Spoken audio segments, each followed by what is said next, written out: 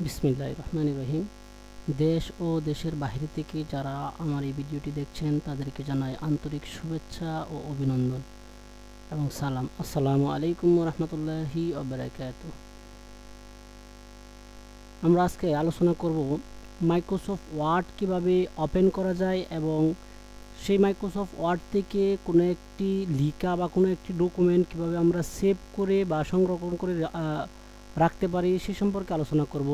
তো আমরা দেখব যে একটি মাইক্রোসফট ওয়ার্ড কিভাবে ওপেন করা যায়। তো দেখেন আমার এখানে মাইক্রোসফট ওয়ার্ড চালু আছে। তো যাদের এখানে মাইক্রোসফট ওয়ার্ড চালু নাই তারা আপনারা অফিস বাটনে ক্লিক করবেন। দেখেন আমি যখন অফিস বাটনে কার্সরটা রাখছি তো অফিস বাটনে স্টার্ট নামে একটা মেনু শো করতেছে। তো আপনারা অফিস বাটনে ক্লিক করবেন। অফিস বাটনে ক্লিক করার সাথে সাথে দেখবেন যে ওয়ার্ড নামে একটা অপশন বা একটা মেনু আছে। তো ওয়ার্ড নামের অপশনটার মধ্যে আপনারা যদি ক্লিক করেন তাহলে দেখবেন আপনাদের জন্য একটা নতুন পেজ অপশন নিয়ে আসছে।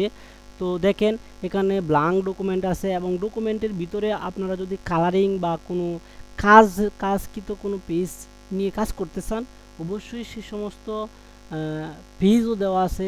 তো আপনারা যে পেজ নেবেন আপনারা সেই পেজেই কাজ করতে পারবেন, সেই পেজই ডকুমেন্ট লিখতে পারবেন এবং আপনারা আপনাদের যে চাহিদা অনুযায়ী পেপার তৈরি করতে পারবেন।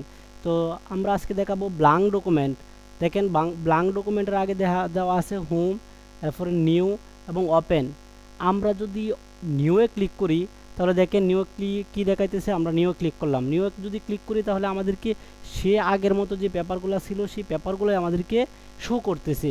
এবং আমরা যদি ওপেনে ক্লিক করি তাহলে দেখেন ওপেনে ক্লিক করার সাথে সাথে আমাদের ব্রাউজ নামের একটা অপশন চলে আসছে এবং দিস পিসি নামে একটা অপশন আছে, ওয়ান ড্রাইভ আছে। অর্থাৎ আপনারা যেখানে আপনাদের ডকুমেন্টটা সেভ করবেন সেই অপশনগুলো কিন্তু চলে আসছে।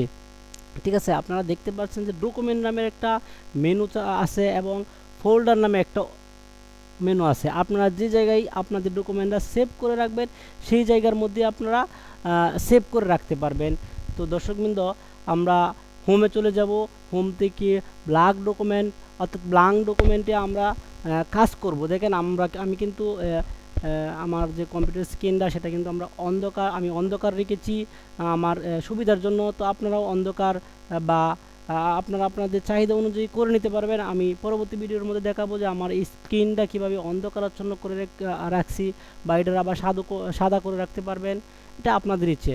তো সম্মানিত দর্শকবৃন্দ, আমরা আজকে আলোচনা করব বা আমরা আজকে দেখাবো যে কোনো একটি ডকুমেন্ট লিখার পর, ধরেন আমি একটি ডকুমেন্ট লিখতেছি, যেমন মনে করেন আমার সোনার বাংলা, আমি তোমায় ভালোবাসি।